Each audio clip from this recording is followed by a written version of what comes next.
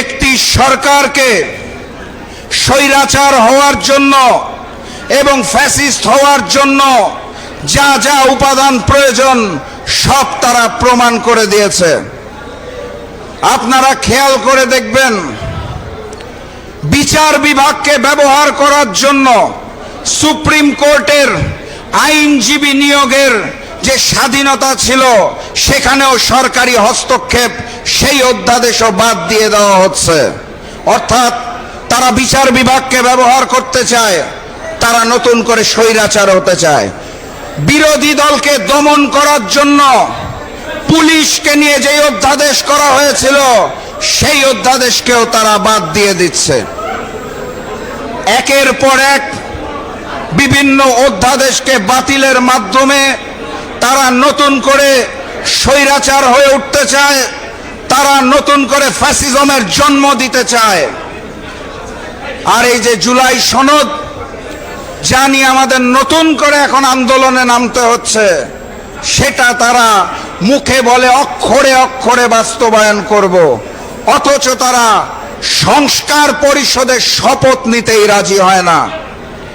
এমন এক অথর্ব সংসদ আমরা পেয়েছি, যেখানে বিরোধী দলের নেতার বক্তব্যের পর সরকার দলের নেতা ভয়ের চোটে মাইক হাতে নিতে পারে না, মাইক পাঠিয়ে দেয় স্বরাষ্ট্রমন্ত্রীর কাছে।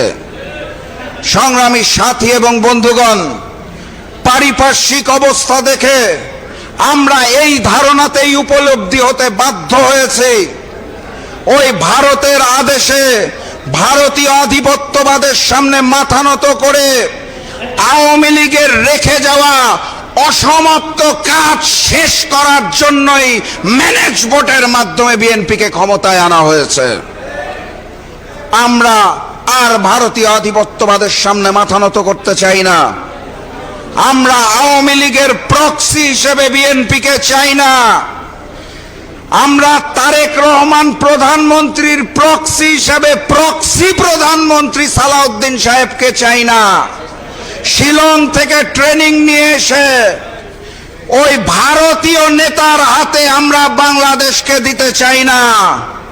1 জুলাই গিয়েছে, আরেক জুলাই আসতে যাচ্ছে।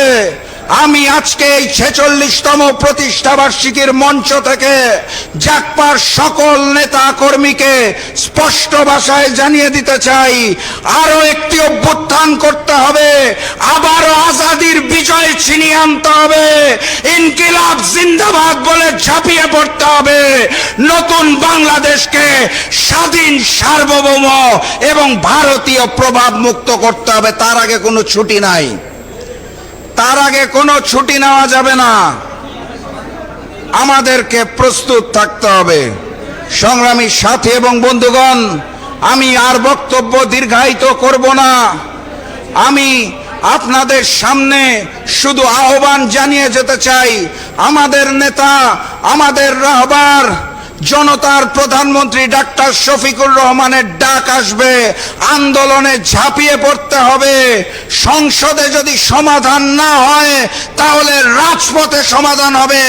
জুলাইয়ের রক্তের সাথে বেইমানি করে বাংলার মসনদে কোনো ভারতীয় সরকারকে আমরা থাকতে দিব না, ইনশাআল্লাহ। সংগ্রামী সাথী এবং বন্ধুগণ, আপনাদের প্রতি এই উদাত্ত আহ্বান জানিয়ে আমি আজকের মতো বিদায় নিচ্ছি। বিজয়ের পথে যাত্রা শুরু, জীবন অথবা মৃত্যু। আসসালামু আলাইকুম।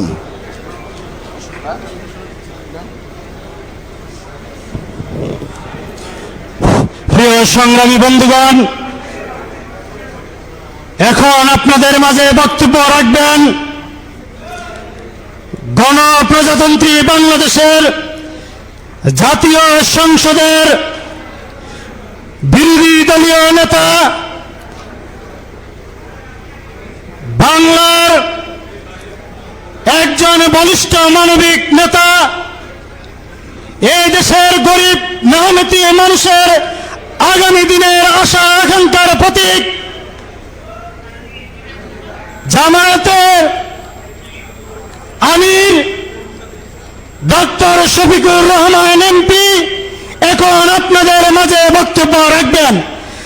বিরোধী দলীয় নেতা ও জামায়াত ডক্টর শফিকুর রহমান এমপি এখন আপনাদের মাঝে প্রধান অতিথির বক্তব্য রাখবেন।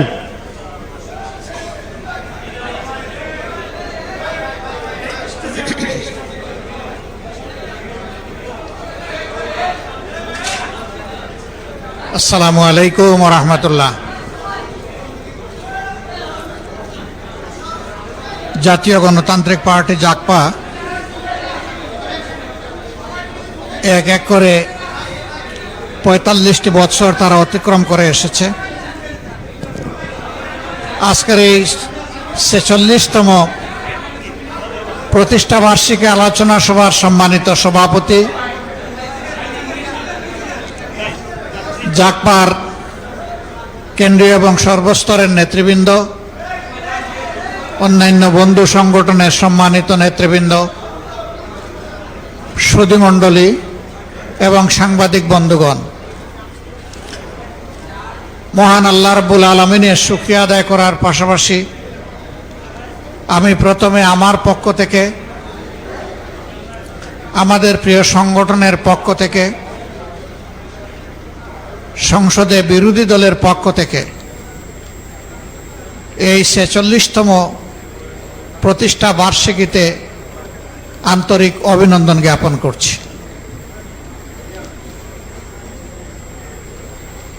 আমি একজন রাজনৈতিক কর্মী হিসাবে সাক্ষী,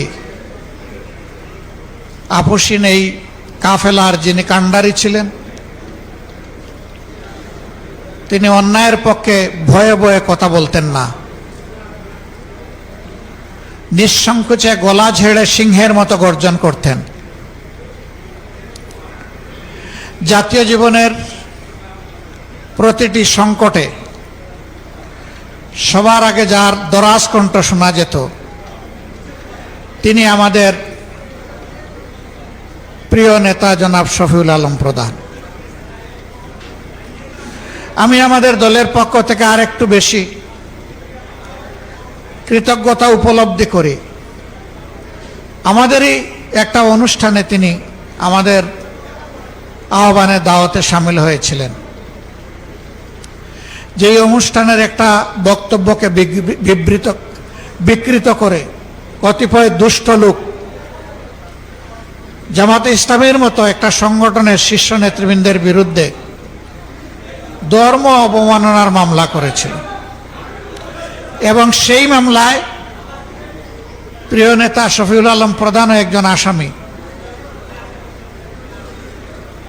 আদালতে উঠেছেন, জেলে গিয়েছেন, কষ্ট স্বীকার করেছেন, কিন্তু না, তিনি অন্যায়ের সাথে আপোষ করেন। আমরা তার কাছে চিরকৃতজ্ঞ। আলহামদুলিল্লাহ, তার রেখে যাওয়া এই সংগঠনের হাল ধরেছেন তার অত্যন্ত স্নেহের আদরের কন্যা এবং তার সন্তান। আমরা মানসিকভাবে মনে করি যে আমরা তাদের পরিবারের সদস্য এবং তাদেরকে ভিন্নভাবে দেখি না। আজকের এই বাংলাদেশ যে সংকটের মুখোমুখি হয়েছে, আজকে এরকম মানুষের বড় প্রয়োজন ছিল, জোর কদমে সামনে এসে বলবে জাতির সাথে যেটা করা হচ্ছে এটা অন্যায়। 2/3 মেজরিটির অহমিকায় ভুগে জাতিকে আবার ফ্যাসিবাদের দিকে নিয়ে যাওয়ার চেষ্টা করা হচ্ছে। তিনি বলতেন, ফ্যাসিবাদ আর জনগণের আকাঙ্ক্ষার মাধ্যমে মধ্যখানে যদি অন্য কিছু এসে দাঁড়ায়, আমি সেই শফিউল আলম প্রধান ফ্যাসিবাদকে জনগণের দিকে এগিয়ে যেতে দেব না, এখানেই থামায় দেব। আমি আশা করি তার রেখে যাওয়া আমানতের ভার যাদের উপর পড়েছে, তারাও চলার পথে কোনো অন্যায়ের সাথে কোনো আপোষ করবে না। যেখানেই দেশের স্বার্থ, সেখানেই তাদের পথ চলা হবে অকুণ্ঠ। আমাকে অনেকে বলে এটা ছোট দল, এটা বড় দল, এটা মাঝারি দল। আমি এই থিওরিতে বিশ্বাস করি না। আমি বিশ্বাস করি একটা দল নির্দিষ্ট আদর্শ, তার কর্মসূচি, তার লক্ষ্য নির্ধারণ করে একটা দল তৈরি হয় এবং এগিয়ে যায়। দল কোনটা ছোট আর বড় এটা জনগণ বিচার করবে, এটার দায়িত্ব আমার না। আমি পার্সোনালি সুস্থ ধারায় গড়ে ওঠা দেশপ্রেমিক সকল দলকে সম্মান জানানো আমার দায়িত্ব মনে করি এবং চেষ্টা করি আমার ব্যক্তি জীবনে, সাংগঠনিক জীবনে এটাকে মেনটেন করার। আমি কালকেও সংসদে বলেছি, আমি বিশ্বাস করি বর্তমান সংসদে সদস্য হিসাবে যারা ঢোকার সুযোগ পেয়েছেন, প্রবেশ করেছেন, তাদের সকলেই মজলুম। এর মধ্যে কেউ জেল কেটেছেন, এর মধ্যে কেউ কুখ্যাত আয়না করেছিলেন, এর মধ্যে কেউ ফাঁসির মঞ্চ থেকে ফিরে এসেছেন, আবার এর মধ্যে কেউ নির্বাসন থেকেও দেশে ফিরে এসেছেন। এরকম লোকদেরকে নিয়েই আমাদের বর্তমান সংসদ। এই সংসদ যদি মজলুম জনগণের দুঃখ না বুঝে, তাইলে কোন দিনের কোন সংসদ বুঝবে? এটি হবে চরম লজ্জার। 54 বছরের দফায় দফায় যে ফেসিবাদ বাংলাদেশি জাতিকে এগিয়ে যেতে দেয়নি, সেই ফেসিবাদকে 24-এর বিপ্লবীরা ছুঁড়ে মেরেছিল বঙ্গোপসাগরে, নালায় নর্দমায় ফেলে দিয়েছিল। এখন সেই নর্দমা থেকে এটাকে তুলে আনতে চায় কারা? মনে রাখা দরকার, এই প্রজন্ম প্রমাণ করে দিয়েছে, এ প্রজন্ম যখন জেগে উঠে তখন মাসের পর মাস আর বছরের পর বছর আন্দোলন করার প্রয়োজন হয় না। তখন ওদের বুক চিতিয়ে যুদ্ধ করার সিদ্ধান্তই ফ্যাসিবাদীদের কলিজায় কাঁপন ধরিয়ে দেওয়ার জন্য যথেষ্ট।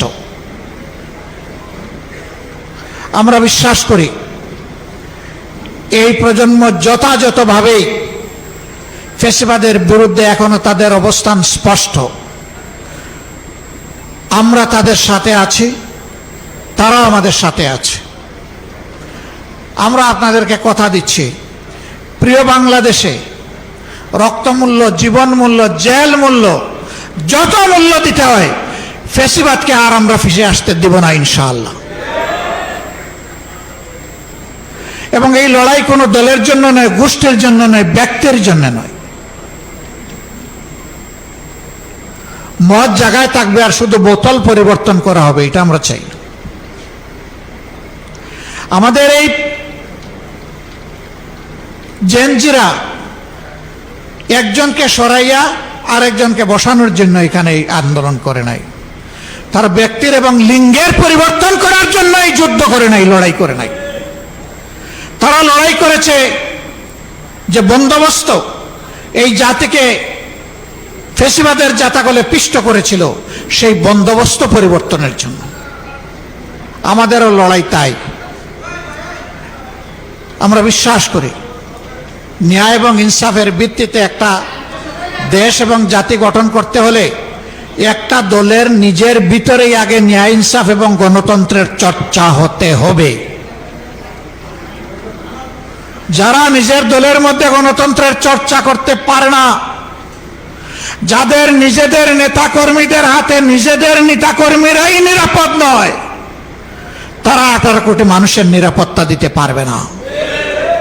তারা জনগণকে গণতন্ত্র উপহার দিতে পারবে না।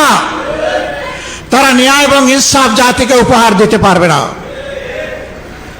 জনগণ ঠিকই বুঝেছে, 24-এ জনগণ ঠিকই রায় দিয়েছে।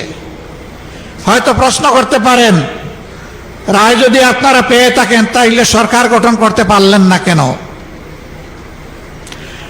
আমাদের রায়কে হাইজ্যাক করা হয়েছে, ডাকাতি করা হয়েছে, জনগণকে অপমান করা হয়েছে এবং ইতিমধ্যেই তার রাজসাক্ষীও পাওয়া গেছে। হ্যাঁ, গুগু বারবার আসে দান খেয়ে চলে যেতে, কিন্তু কপাল যখন মন্দ তখন কিন্তু জালে বেঁধে যায়।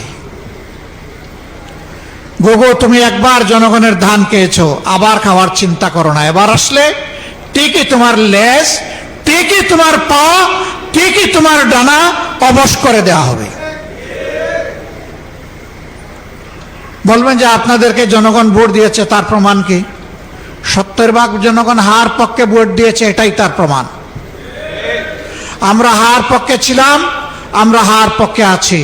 আমরা জনগণের সুপ্রিম উইলে আমরা সম্মান দেখিয়েছি, আমরা দেখিয়ে যাব।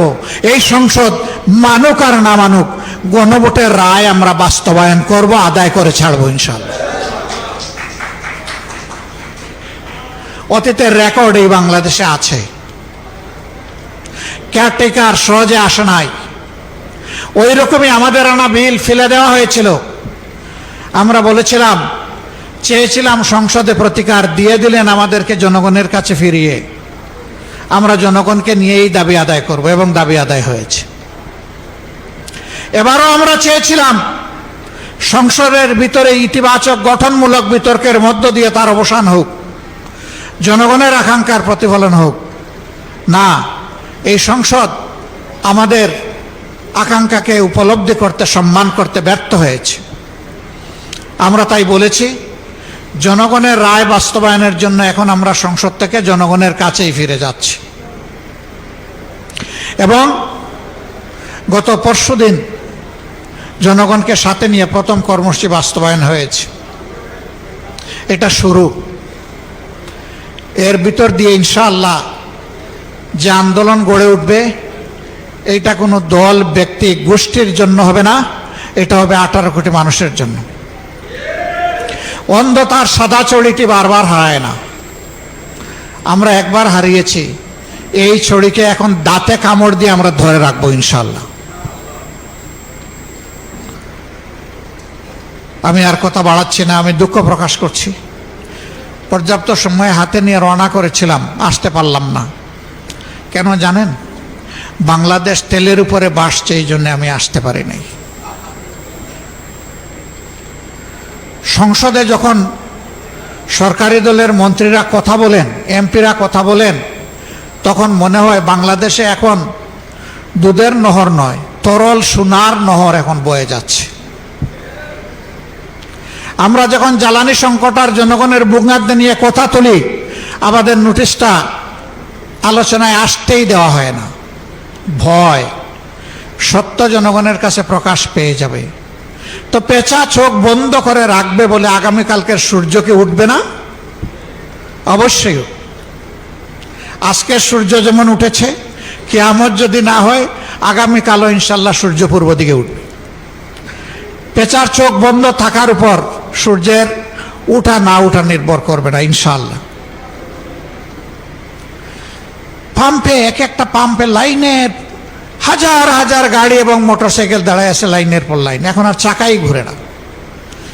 সেদিন দেখলাম যে একটা গাড়ি তেল নাই, এখন গাড়ি সারা আবার তেলও দিবে না, এই জন্য গাড়ির সামনে গরুর গাড়ি দিয়ে গাড়ি টানতেছে। আমাদের মন্ত্রীরা বলে, আগের চাইতে আমাদের তেলের রিজার্ভ এখন অনেক বেশি, চাহিদা বেড়ে গেছে। তো তোমাদের তাইলে ব্যবস্থাপনার দুর্বলতা, এটা তোমরা শুধরাই উঠো না কেন? জনগণকে কেন ভোগান্তি করছো? আজকে সেই গাড়ির চাপে পড়ে আমার গাড়িরও তেল প্রায় শেষ হয়ে যাওয়ার উপক্রম। 1 ঘন্টার মতো এই রাস্তায় কাটাই দিলাম। একদিকে তেল পাই না, আরেকদিকে তেল যা আছে ওই তেল না পাওয়া ভাইদের কষ্টের কারণে এই তেলও শেষ। শুধু কি গাড়ির তেল? কৃষি নির্ভর একটা দেশে এই মৌসুমে খামারিরা হা করে চেয়ে আছে, তাদের ফসলে সেচ করবে, পানি দিবে, নাই। আবার এখন ওই কুলাইয়েতেও আবার তেল দেয় না, ডিজেল দেয় না, বলে যে না আপনি কার্ড নিয়ে আসেন। সে কার্ড আনবে কিভাবে? এখন তাইলে পাম্পগুলো অটোমেটিক্যালি বন্ধ হয়ে যাবে। এর কৌফল হিসাবে আগামী মৌসুমে আমাদের খাদ্য উৎপাদন মারাত্মক ব্যাহত হবে এবং খাদ্য ঘাটতিতে বাংলাদেশ পড়বে। অবশ্য এই দেশে আমরা দুর্ভিক্ষ দেখেছি 74 সালে, কারো ঘর পড়ে আর কেউ সেই ঘরে থাকা আলু পোড়া খায়। এখন যারা আছে তারা বোধহয় আলু পোড়া খাওয়ার অপেক্ষায় আছে। আল্লাহ তাআলা এই জাতিকে হেফাজত করুন। আমরা জনগণকে কথা দিচ্ছি, আমরা 77 জন যারা আপনাদের হয়ে সংসদের ভিতরে ঢুকেছি, আমরা 77 জন 18 কোটি মানুষকেও পাহারা দেব। আর সংসদের ভিতরে জাতির কপাল নিয়ে কেউ ডাকাতি বা সিনিমিনি করতে না পারে তারও পাহারা দেব ইনশাআল্লাহ। আপনারা দোয়া করবেন, আমরা কোনো অন্যায়ের কাছে মাথা উন্নত করব না এবং অন্যায়ের ব্যাপারে ছাড়ও দেব না। আমাদের পলিসি স্পষ্ট, ন্যায় কাজে সহযোগিতা সমর্থন, অন্যায়ের বিরুদ্ধে প্রতিবাদ এবং প্রতিরোধ, সেই দেয়াল আমরা তুলে রাখবো ইনশাআল্লাহ। আল্লাহ বাংলাদেশকে নব্য ফেসিবাদের হাত থেকে মুক্ত করার ব্যবস্থা করে দিন।